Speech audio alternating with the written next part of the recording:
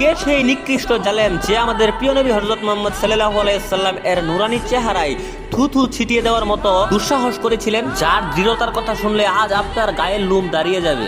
সেই পাষাণ পাপিষ্ট হৃদয়ের মানুষটির নাম হচ্ছে উতবা বিন আবি উমাইদ। একদিন রহমতের নবী সাল্লাল্লাহু আলাইহি সাল্লাম শান্ত মনে আল্লাহর ইবাদত করছিলেন, তখন এই কুখ্যাত কাফের দম্বের সহিত নবীর সামনে এসে দাঁড়ালো।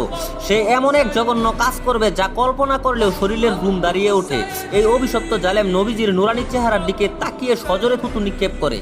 হায় আফসোস, যার পবিত্র চেহারার উজ্জ্বলতায় মক্কার অন্ধকার দূর হয়ে যেত, সেখানে আজ পাপিষ্টের থুতু।